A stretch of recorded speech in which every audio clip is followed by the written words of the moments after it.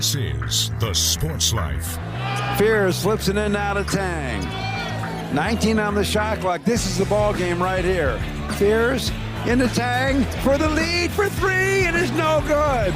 Kolt rebounds. He clears it. Tang, he'll try another one. He got it! He got it! How about that? Kurt Tang with a big-time shot. You got that right, Matt. Wow! That was a big guy shot. And welcome into the Sports Life. Will Tiemann here along with Dalton Shetler, and that was a big guy shot. As Michigan State kind of saved their season by upsetting Illinois in overtime in that game. So as we look at our show this week, we have a pretty interesting lineup, and one of the fun things we're going to do, because I personally love the mascots, well, up in Wisconsin there was this documentary done about Bucky Badger, the mascot of the Wisconsin teams, and we're going to talk to the guy that created it. That'll be a lot of fun. And speaking of fun, that's what we're all about here on The Sports Life, right? I missed that. I didn't get that text. You know, the memo just recently came out. Got it. Okay. But speaking of having fun, Super Bowl 60 came and gone, and although the game maybe wasn't the greatest, at least in our opinion, maybe you were more attached and hooked into the commercials. And we're going to have our annual chat with Robert Kolt, who always breaks down and ranks the best Super Bowl commercials. We'll be talking with him a little bit later on. And also, we're starting to hit the back stretch, the home stretch of Big Ten men's basketball. What teams are the real contenders? Who might win Player of the Year? We're going to catch up with Graham Couch to break all of that down in Big Ten basketball. And you know, a lot of the stuff's up for grabs now. It'll be interesting to see how the back end plays out. So what do we got in terms of our Sounds of the Week? Well, let's start things off in Champaign, Illinois, where number 8 Illinois, of course, we heard the loss in overtime in East Lansing. Well, earlier this week, they dropped to Wisconsin at home in overtime, 92-90. Let's bring you the Wisconsin side before we dive into the Illinois side. This is the final call with the voice of the Badgers, Matt LePay, and you'll get to hear from head coach Greg Gard afterwards as well. It's on the way. It's off the back of the rim, no good. Ivasic the rebound with 4, with 3. Wagler across half court with 2, with 1, throws it up. No good, and the Badgers win it. They come to Champaign. They take down Illinois in overtime. A massive win for Greg Gard and the Wisconsin Badgers. And they just stayed the course. You guys all saw this, gals. I mean, one heck of a college basketball game between two really, really good teams. I thought the job we did, Illinois got so many weapons and so many good players and do such a great job of putting you in precarious positions defensively. This league is not for the faint of heart. And again, as I told Brad after the game, I mean, he's got a heck of a team, which I knew coming in, and we're growing into a heck of a team too. That sound coming courtesy of Journal Sentinel there in Madison, Wisconsin. Well, Greg Gard hit on something I think everybody in the Big Ten would like to see somebody make a big run all the way to the title. But he said they're becoming a good team. Well, they have been a good team. And it's interesting, they lose in overtime at Indiana, and their reward is they get to go to Champaign and win that in overtime. And so you wonder how they can play so well against these really good teams and then stumble. But that's all the teams, unless you're Michigan.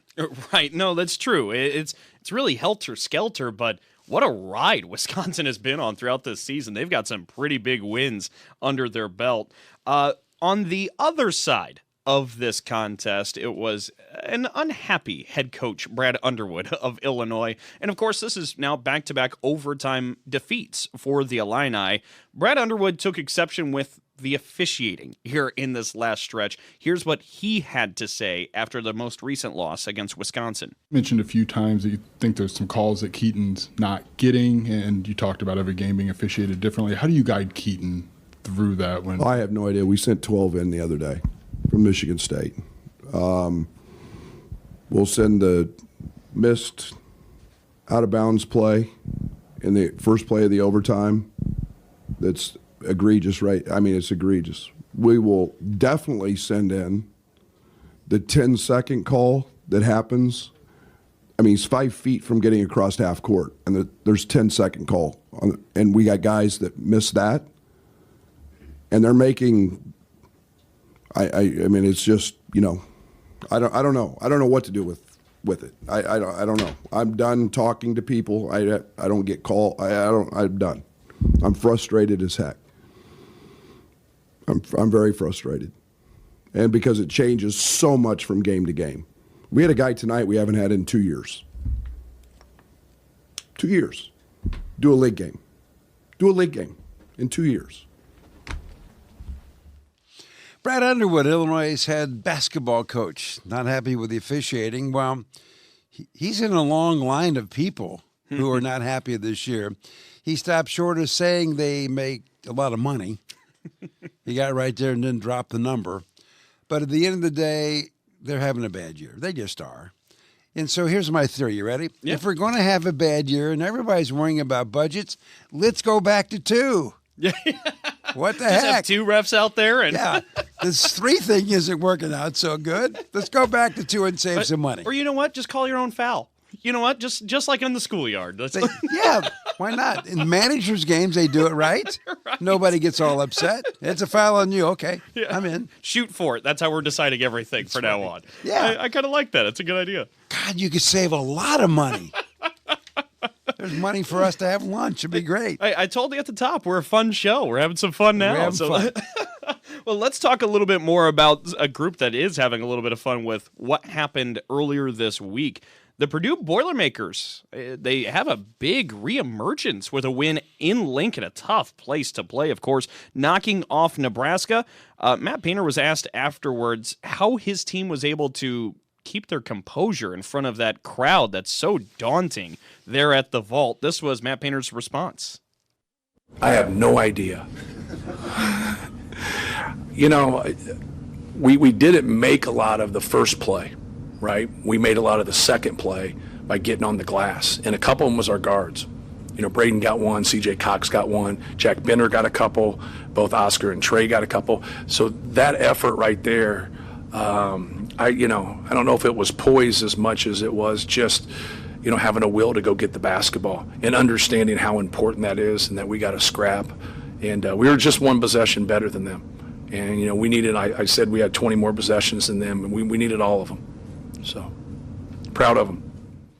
Well, what a great win for the Boilermakers. And I do really like that Nebraska team. And I just hope they have a nice tournament run. That'd be so cool. And get their first NCAA tournament win. It feels like it's been due for some time, and this feels like the year. Because they're the real deal. That's a really good team.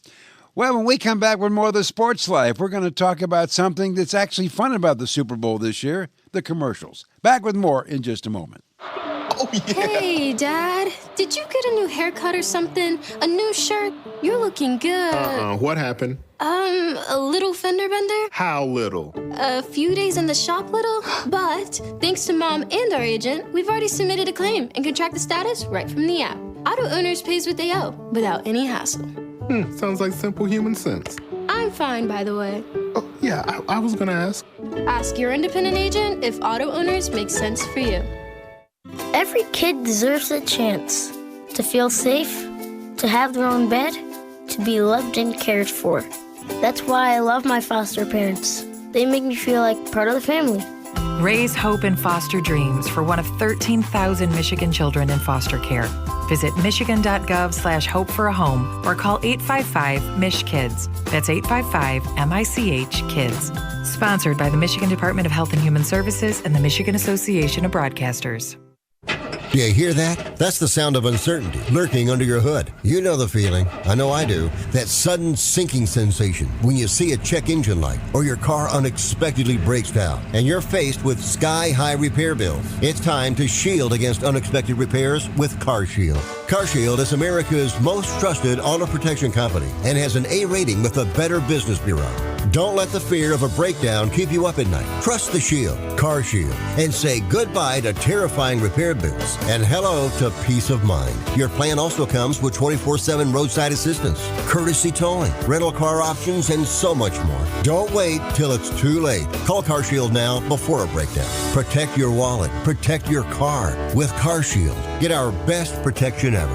Call now. You'll thank me later. 800-965-1292. 800-965-1292. That's 800-965-1292. We'll be back with more in a moment. This is The Sports Life.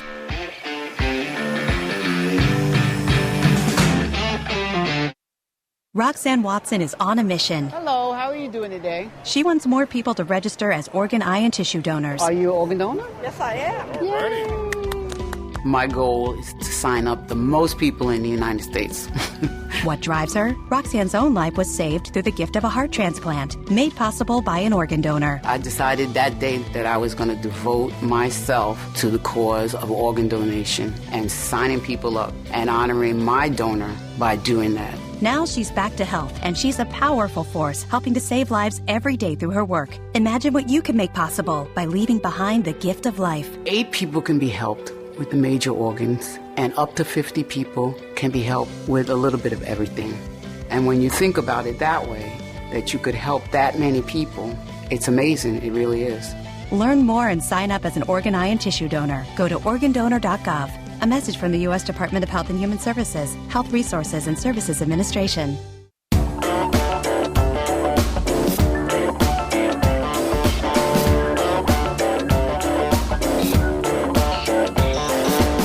And welcome back for more of the Sports Life. Will Tiemann here along with Dalton Shetler. Well, we're going to break away from Big Ten talk for a moment to talk about the Super Bowl, kind of, sort of.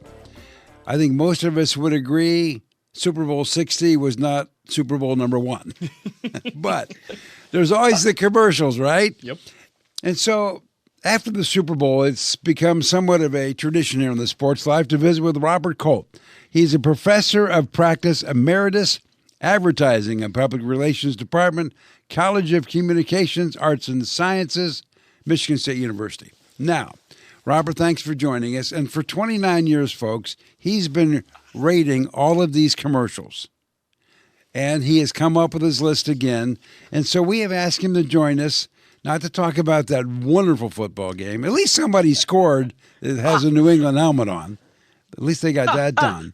But, so before we talk about the ones you really like and maybe don't like, Robert, what was your parameters for selecting what you thought was really good and maybe not so good?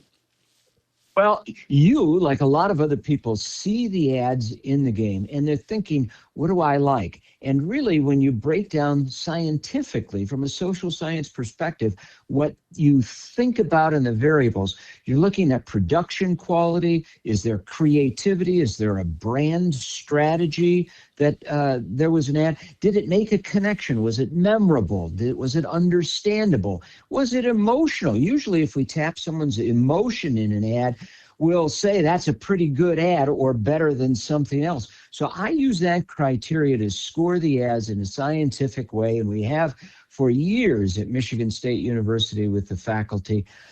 So you put the pen to paper, and I've graded enough papers over all the years. I can grade ads in the Super Bowl as well. I can tell you who won and who lost, and I also predicted exactly what the public said would say in this year's Super Bowl, consistent with the USA Today ad meter. So you want to do the top 5? Your top 5? Let's do it. All right, number 1. The Budweiser ad with the horse and eagle. I knew it was going to win. No one talks about the taste of beer. You throw a horse in an ad and any animal. Boy, you got an eagle. You put them together with some great animation. You have, sort of a sappy line at the end. That is a Super Bowl winner. The beer guys got it down. They know how to do a good ad for the Super Bowl. Number 2, Xfinity, the Jurassic Park reboot. Oh, incredible animation, really good story. People tune into it.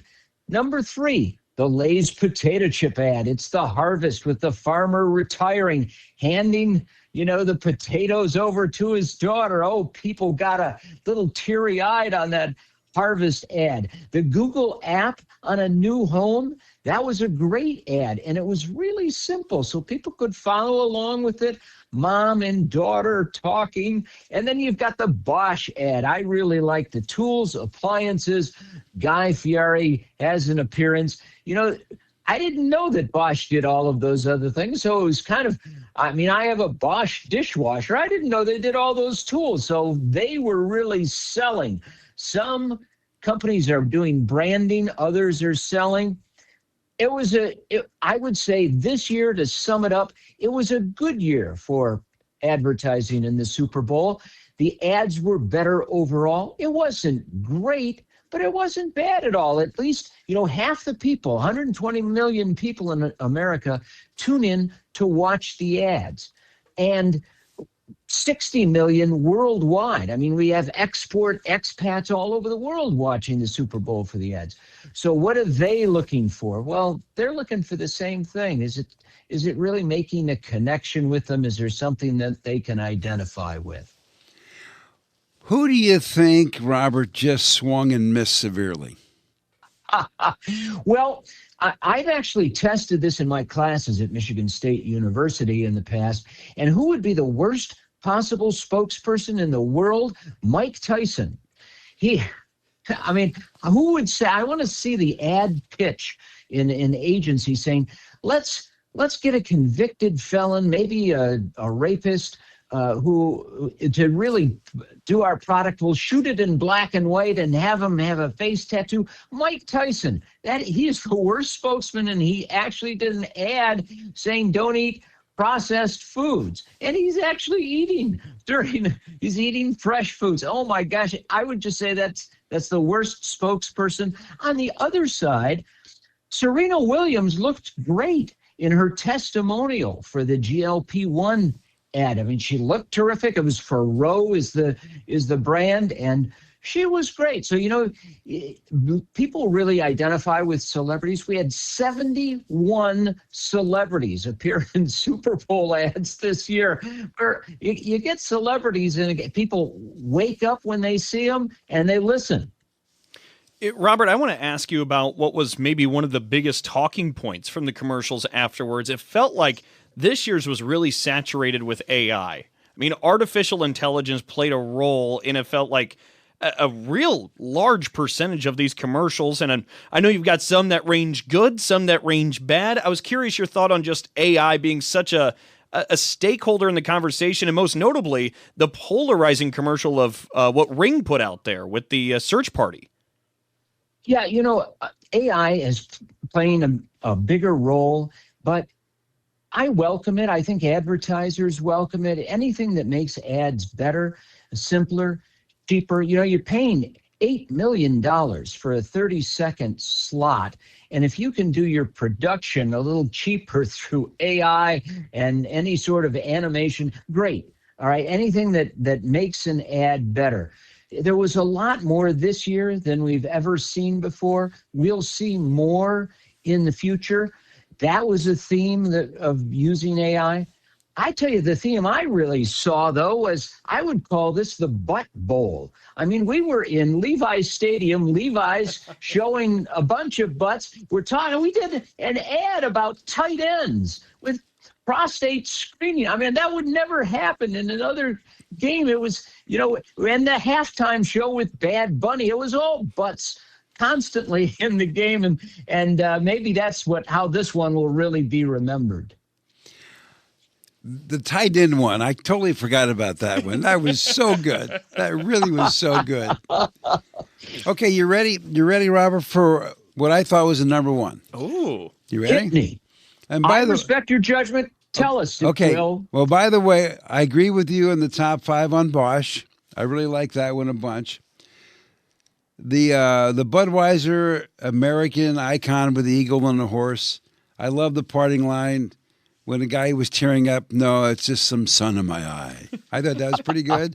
That was an honorable mention. The Xfinity, Jurassic Park, honorable mention.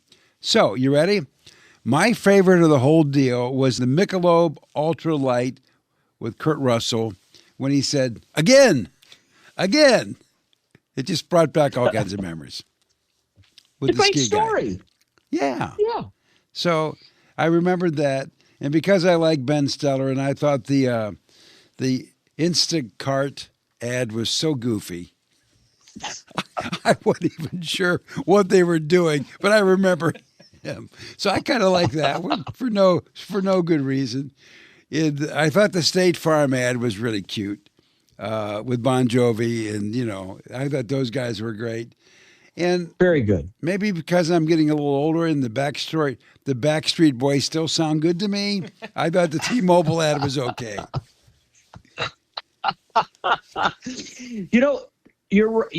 You're right on all of them. They all had good points, all the ads that you mentioned. Maybe they don't win the game in the public meter, but who cares? It's an ad. It's on. It's over.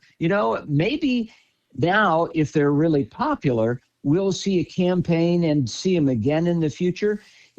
Some of the ads that were really bad, hopefully we'll never see those ads again. One final question. You mentioned these ads, just the media part are expensive, let alone the production part. My question is, 60 years into this thing, is it still worth it for the advertisers? It is. They'll make a sale. They will. They'll see the meter move for them. Several years ago when Eminem did an ad made in Detroit, he did it at the Fox Theater. About 2 weeks later, the CEO of Chrysler said, boy, that generated $400 million in unanticipated sales for Chrysler. If I had known that the game was so good and important in America, he was Italian, I would have featured a better car, because he featured the Chrysler 200, which was the entry-level car. Look, the advertising works. It generates sales, and it brands products. Well, Robert, as always, I appreciate it. And I don't know, always enjoy talking to you. And we're going to get to maybe do this again next year where they have some really good ones and then some other ones. All right. Thank you, fellas. So there you go. A great chat with Robert Kolt. He's got one of the greatest titles of all time. Professor of Practice, Emeritus, Advertising and Public Relations Department, College of Communications, Arts and Sciences, Michigan State University. So prestigious. I know, it's pretty good. Hey, well, he's hanging with us. That's Come on.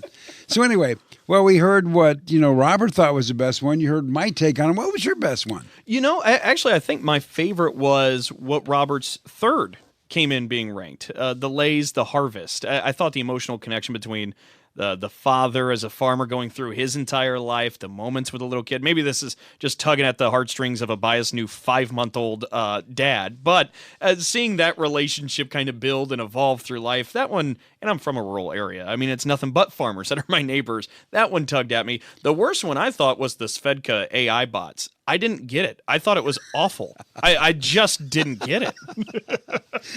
I always love those ads because somewhere in some big office building, they're going, isn't that the greatest ad ever?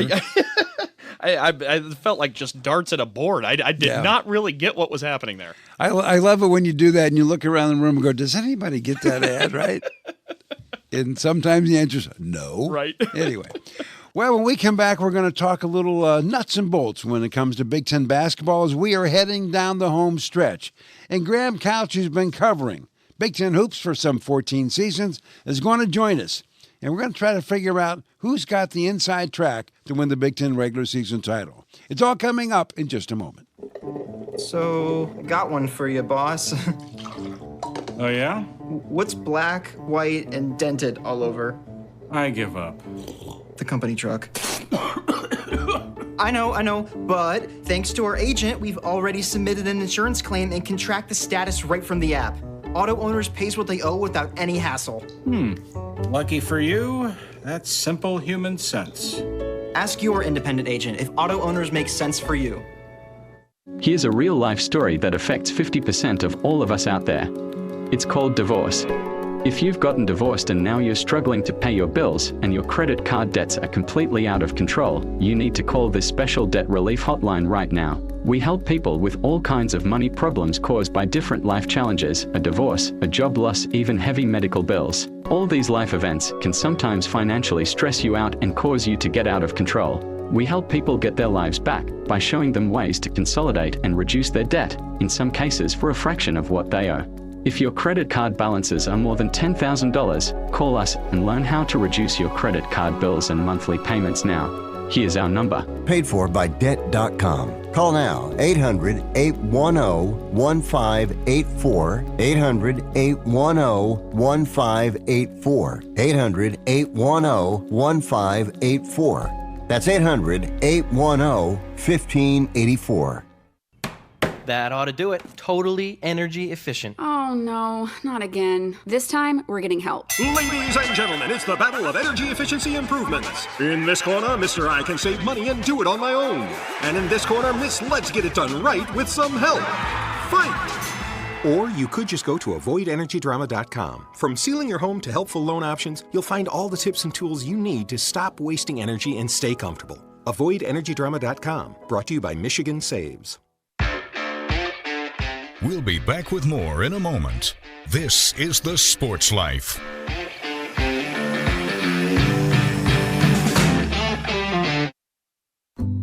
Unlike other health concerns, mental illness is not always easy to see. Depression won't show up on an eye chart, and you can't measure it on your bathroom scale. Sorting out a mental health concern is not something to attempt on your own. You won't find a bipolar disorder by looking at a thermometer. Like many other health conditions, help for mental illness takes professional diagnosis and treatment. Anxiety won't just go away under a stick-on bandage. So the sooner you seek treatment, the better. If you or a loved one has a mental health concern, don't go it alone. Find out what to do. For 24-hour free and confidential information and treatment referral, call 1-800-662-HELP. Learn more at samhsa.gov/support. That's samhsa.gov/support.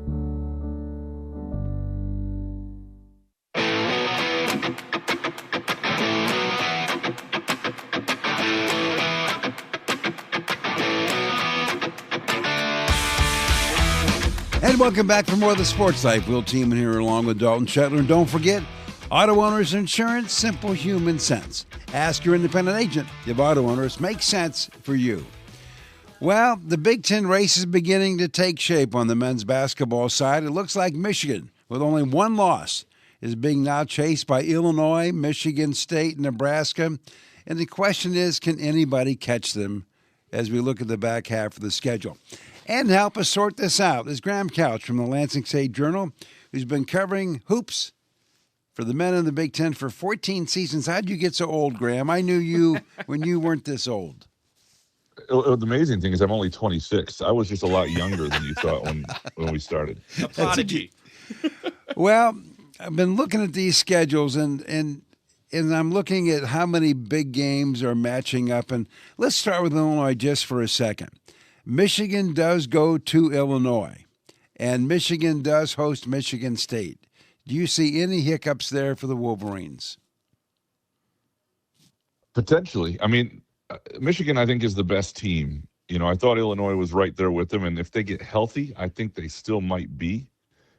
So is Michigan healthy at that point?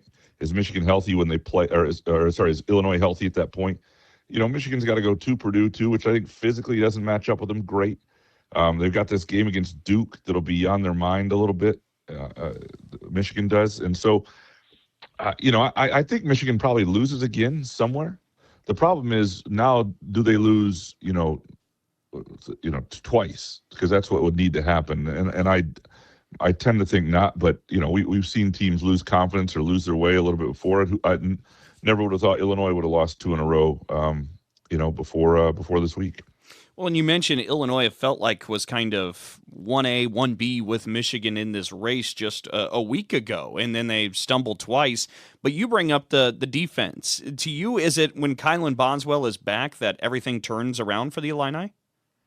Yeah, and they've got more injuries than that. But, yeah, I think the depth is a problem right now for them as much as the defense. They've got to it's part of that. Although we've seen Wisconsin. Wisconsin's a weird team, right? Because they've got maybe the two best wins of the year. At Wisconsin, at Michigan, at Illinois.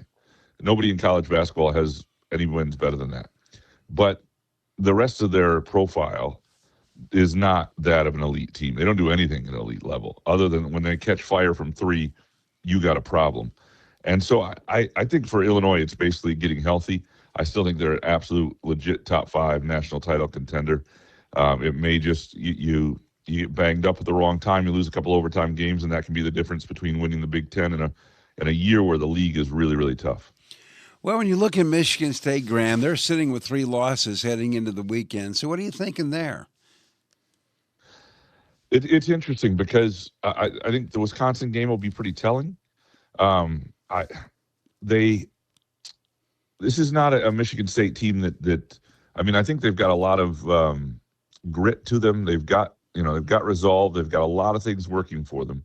The question I have is, offensively, can they raise themselves to a level where they're a serious threat? I think they're a serious threat on any given night against anybody, and we know that. We've seen that. In Illinois, it wasn't just a game they played with Illinois. They beat Illinois, and granted it was at home and overtime, and I get that.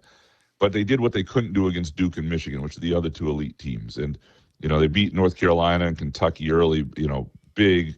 But it turned out those teams were a tier down, even though they're good teams, and Kentucky's turned their season around. So the question for me is, can they continue to grow in certain ways offensively? Defensively, they're elite, top 4 in Ken Palm. Offensively, you're looking at they're 43rd in Ken Palm. That no team that low is going to win a national championship. So the question is, can they become a more efficient offense? And the reason they've got a chance to is they've got some guys who I still think have a chance to grow within the season. And that's not just Cohen Carr playing with purpose out of the gate. That's not just Jackson Kohler finding a shot. It's having a young guy like a Jordan Scott.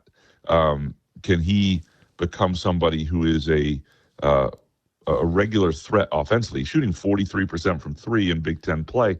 So that to me says, he can probably do a little more volume. He can probably be somebody you can count on a little more. Can Kurtang find consistency?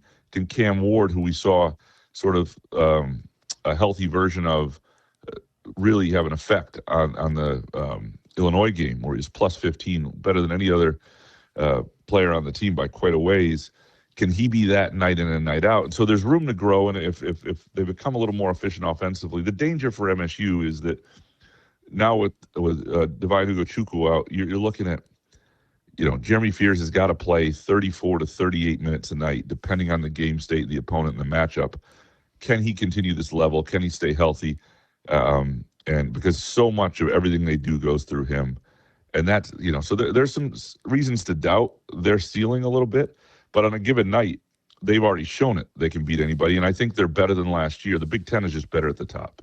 I really think that, this MSU team would beat that Auburn team that they lost to in the Elite Eight 5 out of 10 times. Last year's Michigan State team would win that game 2, maybe 3 out of 10. This team's more equipped to beat physical size elite teams, but I just don't know that they can do it, multiple times in a row in the NCAA tournament. Well, Nebraska, boy, they had the great start, Graham, and then they've now lost 3 of the last 4, but only 3 to Michigan, only 3 to Purdue, and they have a pretty light schedule coming down the stretch. You think they can regroup and do some good? Yeah, I like the Huskers quite a bit, and I'm rooting for their story, right? Because I think they are. Look, they've never won an NCAA tournament game. This is their best team for sure in 35 years. I want to see it work. I do think the way they've lost some games, and they've had some injuries too, but losing in overtime home to Purdue, that's tough. They've lost to Illinois, Michigan, Purdue. And 2 of those, Michigan was a game they blew that they had a lead in late. Purdue is a game they lose at an OT. I don't think this is a slump or anything for them. Their schedule sets up really nicely now. They get Northwestern. Iowa's no picnic, but they got Northwestern and Penn State at home, Maryland at home. They're going to win 3 out of those 4 games for sure, probably all 4. Then they go out west against, mediocre teams in USC and UCLA, and then they're home for Iowa. I mean, I'd be really surprised if they don't win 6 or 7 to close, and they're in a spot where they're 16-4 in the Big Ten, and 26-4 overall, and looking at a 3-year, a 2 seed in the NCAA tournament, probably a 3, and that's a heck of a run by them. Well, the Boilermakers, Graham, sitting with 3 losses, but they do have big dogs still to play. They got Michigan at home, and they got Michigan State at home. What do you think? Yeah, I don't love this Purdue team because they're not. I don't think they're as physically imposing as they've been in certain ways, and that's not just having Zach Edey. I'm just talking about they just don't. I don't know. They're good. They're very good, and they've got a great point guard, and they've got talent. There's no doubt, and I think they're a team that with the right matchups can make an NCAA tournament run. But in their schedule, I'll be curious to see what they look like at home against Michigan. They'll match up well with Iowa. Indiana, they'll be fine. Indiana's not very physical. Michigan State will be a really interesting game with them, and their schedule sets up pretty nicely for them. I mean, I think that. They're not going to win the Big Ten, but I think they will lose. Maybe only one more game, maybe 2. But you can't trust them. Like they struggled to close out Oregon at home. They don't have a way. They're just not as imposing as I thought they would be at the beginning of the year. Graham, if we switch gears to individually for a moment, the Player of the Year conversations, we're coming down the stretch. I think maybe somebody that's in it represents the black and gold, Braden Smith, but Michigan State's Jeremy Fears has really picked up a lot of steam recently. Do you see it being between those two? Do you have any other candidates? Who do you like right now? Yeah, I mean, I think Keaton Wagler at Illinois has to be a candidate. I think Axel Lendenberg at Michigan should be a candidate. I mean, probably those 4. It's the question is how high do you have to finish, to be considered. Like Lamar Wilkerson is an incredible player who's had 2 40-point games. First guy to really do that since Glenn Robinson and Sean Respert, 2 40-point games in Big Ten play. I would argue they're against Oregon at home and Penn State at home. That's great. It's a great stat. And he's been a wonderful player. And if you look at the point totals, does he get in there? Is Indiana good enough for him to be there? Yaxel has a great team around him. And does that preclude him from doing it? I think a lot of this year, Keaton Wagler has been the best player and the most impactful to winning, along with Fears. I think people will tire Braden Smith. I don't think Purdue's good enough. I think Fears has a shot. He's got to make sure that he's not thought of for his antics by the end of the year. And, I don't think he would win the vote right now, but I think people know how, impactful he is. And I think, I think he's got a shot. He really does, because he does so much for them, and now he's got to do even more for them. And if Michigan State plays well down the stretch and, loses maybe one more game, all the way through, I think he'll have a real case. Well, Graham, as always, I appreciate it. It's going to be fun to see how this whole thing plays out. No, thanks for having me. So there you go. Some of the thoughts of Graham Couch from the Lansing State Journal as the 3 of us talk about the home stretch of men's Big Ten basketball. And Dalton, at the end of the day, it just looks like it's Michigan's regular season title to lose. I agree. So when we come back with more of the Sports Life, we're going to take a look at one of the great mascots in all of college athletics, Bucky the Badger. But first, this time out. Oh, yeah. Hey, Dad. Did you get a new haircut or something? A new shirt? You're looking good. What happened? A little fender bender? How little? A few days in the shop little. But thanks to Mom and our agent, we've already submitted a claim and can track the status right from the app. Auto owners pays what they owe without any hassle. Sounds like simple human sense. I'm fine, by the way. Oh, yeah, I was going to ask. Ask your independent agent if auto owners make sense for you. So I graduated last year and got a job. Sweet! But it got boring. I didn't really have a purpose. Then I started volunteering with Community Action. It's a statewide network with 29 agencies across Michigan. Community Action helps people with food, housing, utilities, childcare, senior services, you name it. I found my purpose, helping people changing lives. Won't you join me? Call 1-855-MI-ACTION or go to MichiganCommunityAction.org. Sponsored by Michigan Community Action and Michigan Association of Broadcasters. This is a potter's field. When people can't pay for their funerals, they are buried here.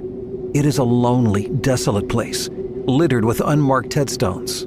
No one visits. No one leaves flowers. But it doesn't have to be that way. For as low as $1 a day, you can ensure your family will have the money to pay your funeral expenses. We offer burial insurance plans that pay up to $30,000. Considering the average funeral costs more than $10,000, that's peace of mind for your family. There are no medical exams, your rates won't increase, and your policy cannot be canceled as long as you make your premium payments. Call now to get approved in minutes and ensure your final resting place is more than just a pauper's grave in a potter's field. 800-562-2407. 800-562-2407. 800-562-2407. That's 800-562-2407. Paid for by Final Expense Direct. We'll be back with more in a moment. This is The Sports Life.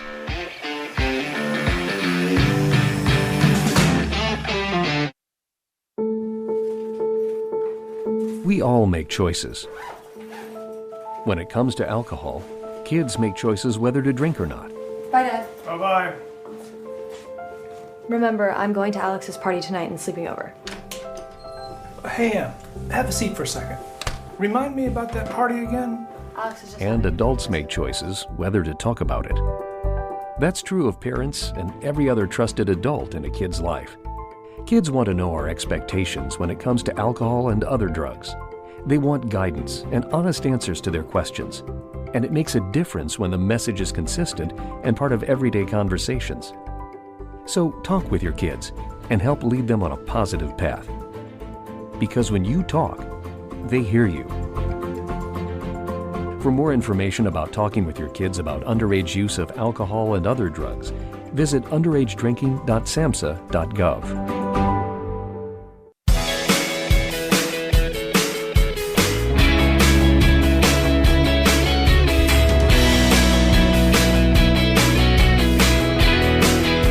And welcome back for more of the Sports Life. Will Teeman here along with Dalton Shetler.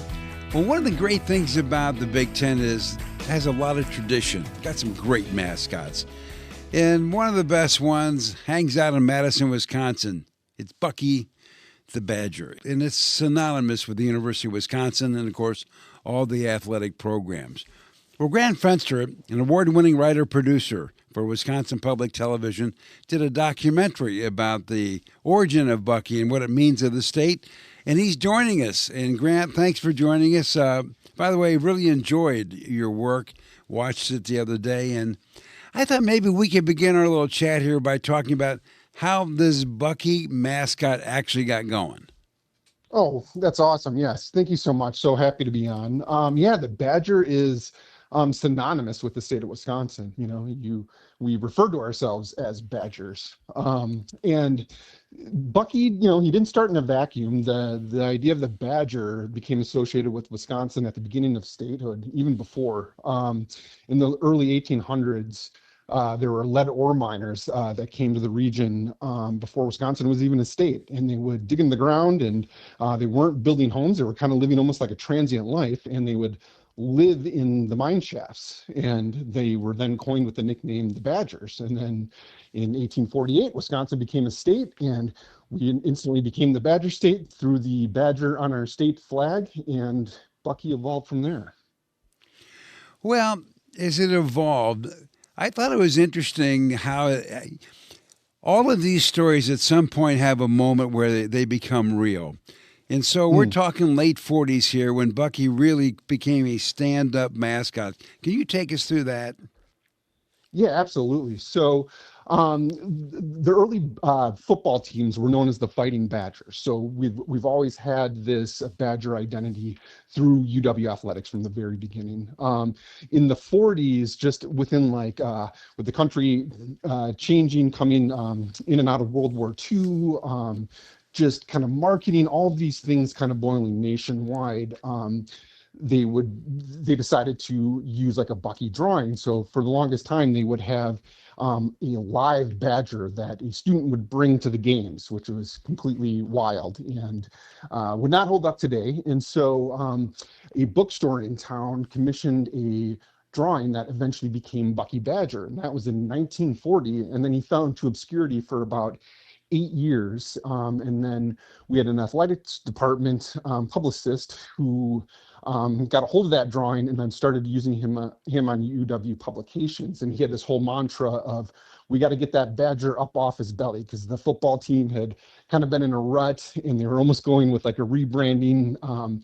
They got so desperate at a point where the live badger animal was too much of a menace that they tried a raccoon one year, and they called him Regdab, which is badger spelled backwards. And that did not take off. So it was that idea of, how do we kind of have this symbol that isn't a live animal? And so it started as a drawing, and then a student by the name of Bill Soxie was in charge of the PEP committee in 1949, and he decided to make that mascot into, or that drawing into a living mascot. So he enlisted the help of a high school buddy of his, Bill Sagal. Both guys are from Sheboygan, Wisconsin, and Bill was an elite gymnast and was the head of the cheer squad. And at that time, it was all male team cheerleader squad. And so Bill donned the Bucky head, and the rest is history.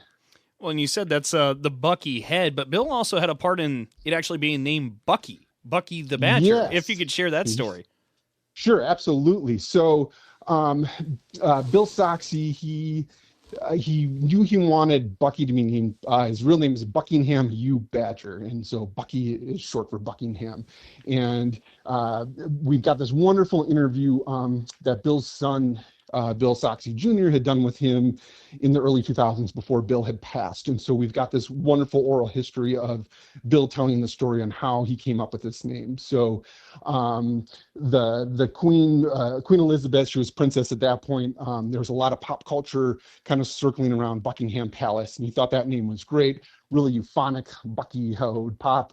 And so he knew he wanted a Bucky Badger, but he wanted to get excitement for the pep rally. So he started a contest amongst the students. And so he'd put basically ads out in the school newspaper, if you will, about this naming contest. And you would submit a name, and then they would announce it at the pep rally before the homecoming game. And he was hoping, praying someone would come up with Bucky. And the closest one was Buddy by Delta Gamma sorority. So then he knew some of the ladies at Delta Gamma and basically fixed the contest, and they got credit for the winning name, but it was Bill who came up with it.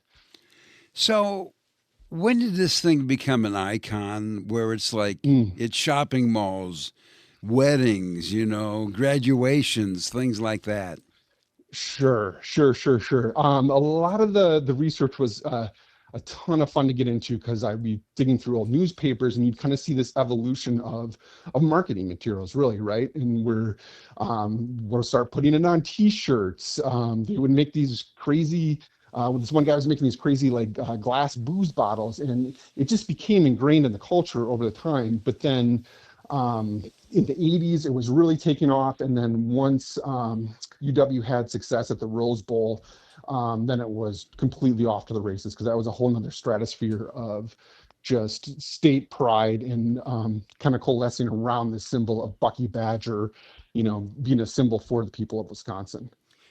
I got two other ones I really want to ask you, Grant. One being circling back to, you talk about for a period of time, there was a live badger as the mascot. Yeah. And you said it was a bit chaotic and he was a menace. What are some of the examples of chaos the live badger was presenting? Well, a badger, first, they're pretty nocturnal. So the football games during the day, it wasn't the best to take this creature out there. And they have obviously very sharp claws, and they dig holes that they live in, also known as sets. And so they would let this thing out in Camp Randall, and you had this roaring crowd, and the animal would basically want to get away. So he'd either start digging in the ground, or there's multiple reports about him, biting or scratching his handler or a cheerleader. And it just kind of caught up with them that they decided that we have to change this around. And then even I'd read some stories in the newspaper where they would find these badgers. There's a player that was out in Utah and captured one in the wilderness and brought it back. For several years, the Badgers mascot would pass through and was actually cared for by a fraternity. So I don't know how cared for it was, but the Badger would live at a fraternity house, and then they'd strut him out for the games. And I think the Times just kind of caught up with it and just realized this isn't a great idea, and it kind of aged itself out. Well, and wisely, it's evolved into the Bucky the Badger mascot that we know now. And fast forward through the years to right before the turn of the millennium, another chapter for Bucky the Badger actually came against Michigan State. And we have a ton of different radio affiliates that air the show in the state of Michigan, so they might be interested. But Sparty and Bucky were kind of going at it in 1999. I was curious if you could share what happened in 1999 between the two. Yes, absolutely. So I was at that game as a student, and that's kind of always stuck out, and I wanted to kind of dig into this. So there was in 1999, Sparty against Bucky. Bucky, up to his little antics, being a little mischievous, he had found a Michigan State cheer flag that one of the cheerleaders had left unattended. And Bucky decided to pick it up. He ran across the field with it upside down, threw it on the ground, and then stomped on it and then walked away and thought that was the end of it. Well, out of the corner of Bucky's eye, he saw this giant male cheerleader running full board at him and just form tackled and took Bucky out. And it's got caught on camera, and we're so happy to have that. And it just shows the rivalry and how invested people are. And so the two had to be broken up. Tempers got a little heated. Bucky had to leave the stadium for a hot minute, and then in the second half, he came back out, and it was Halloween time, so he had all of his Halloween costumes set. So he actually had a fighter's robe and boxing gloves, and it said Big Bad Bucky on the back of his robe, and kind of coming out, showing that he was going to back down. Well, Grant, before we let you go, the one thing we've not asked you, why did you do this? Why did you take on this project? Oh, because Bucky's an icon. In Wisconsin, he is synonymous with the state. And at PBS Wisconsin, we're obviously looking for state stories about state history and just digging into it more. It was this through line from even before we became a state that this badger, this symbol was synonymous with Wisconsin. And that story hadn't really been curated in one spot. So it just seemed like a great opportunity to do that and get everything in one spot and then have it for future generations. So, Grant, before we let you go, if somebody wants to buy a DVD or download or whatever, what do they have to do? Yeah, if you head to pbswisconsin.org/Bucky, you can find the program there. It's available on YouTube as well. Otherwise, yeah, you can pledge and support PBS Wisconsin, and we'll send you a DVD, but you can do that right through the site there, pbswisconsin.org/Bucky. Well, Grant, sure appreciate it and really enjoyed the feature you did. Oh, thank you so much. Appreciate you guys. Fun conversation with Grant Fenster, writer-producer for Wisconsin Public Television. He's got a winner with Bucky the documentary. Back with more in just a moment. So, got one for you, boss. Oh, yeah? What's black, white, and dented all over? I give up. The company truck. I know, but thanks to our agent, we've already submitted an insurance claim and can track the status right from the app. Auto owners pays what they owe without any hassle. Lucky for you, that's simple human sense. Ask your independent agent if auto owners make sense for you. So I graduated last year and got a job. Sweet! But it got boring. I didn't really have a purpose. Then I started volunteering with Community Action. It's a statewide network with 29 agencies across Michigan. Community Action helps people with food, housing, utilities, childcare, senior services, you name it. I found my purpose, helping people, changing lives. Won't you join me? Call 1-855-MI-ACTION or go to MichiganCommunityAction.org. Sponsored by Michigan Community Action and Michigan Association of Broadcasters.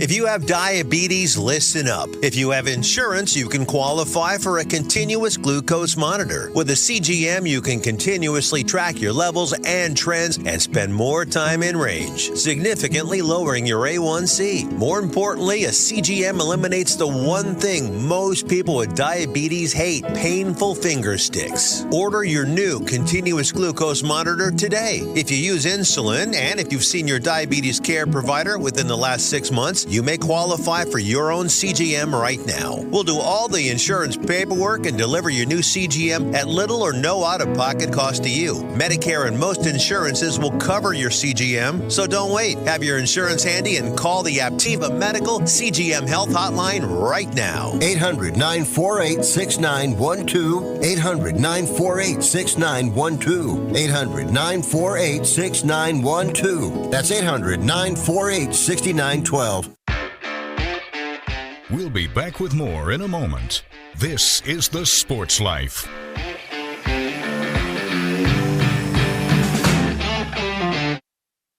Anybody ready for a burger? I'm State Fire Marshal Rich Miller, reminding everyone to think safety first when it comes to outdoor grilling, whether it's charcoal or gas. Never overload your grill with food. Excess fat and grease will create large flames. Grill outdoors and never inside or in a garage. Never leave a grill unattended and always keep a fire extinguisher nearby. For more tips on safe grilling, visit the Bureau of Fire Services website at michigan.gov/BFS. Medicaid and CHIP offer free or low-cost health coverage for children and teens. Hospital and doctor visits, prescriptions, shots, and more are covered. That's peace of mind for parents if a child is sick or gets injured. And parents may now be eligible for Medicaid too, even if they've applied in the past. Enrollment is always open. Visit insurekidsnow.gov or call 1-877-KIDS-NOW. Paid for by the U.S. Department of Health and Human Services.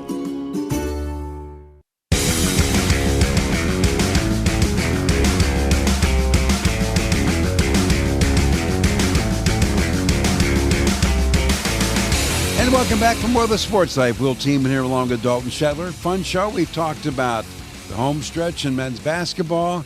It's always fun to take a little review of the Super Bowl commercials. And what about Bucky Badger? Does it get better than that? I don't think so. So it is now time for our parting shots. And by the way, if you missed any of that, make sure you give us a follow at Sports Life Now on Twitter or X. That's again at Sports Life Now. We'll have everything posted there. For my parting shot, I mean, we've talked about Super Bowl 60 some, so why not dive back into the big game that took place just this past weekend? And I wanted to highlight the Big Ten schools that had multiple players involved in Super Bowl 60. And this also includes, by the way, not just the active roster, but the reserve, the injured, practice squad players, everybody, right? So we're recognizing as many as we can. For the Big Ten schools that had multiple players and alums in this game, Penn State had 2. Oregon also had 2.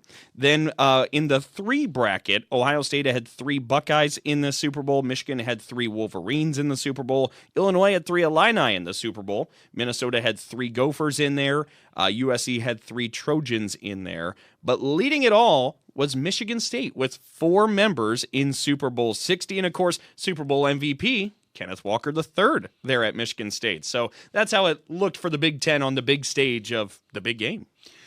And maybe the most active guy besides Walker was Bryce Behringer, the former Michigan State punter. That's right. Who was punting for New England. He was a busy guy. Well, my parting shot goes to upsets in men's Big Ten basketball. If you want to upset somebody, then Wisconsin has got the formula. You ready? They go to Ann Arbor, Dalton, and they upset Michigan, a team that could win the national championship. How did they do it? Well, in the second half, they shot 58% from three-point range. Okay? Yep. They go to Illinois and win in overtime. How did they do it? Second half in overtime, they shot 56% from three-point range. So there you go. Some things aren't that complicated, are they? You just make some shots. Make some shots and you win the game. So with that, that's a wrap for our show. And as always, we appreciate everybody joining us. And we should also note that you can find us wherever you find your podcasts, like SoundCloud, Spotify, and Apple. And make sure to check us out and hit subscribe.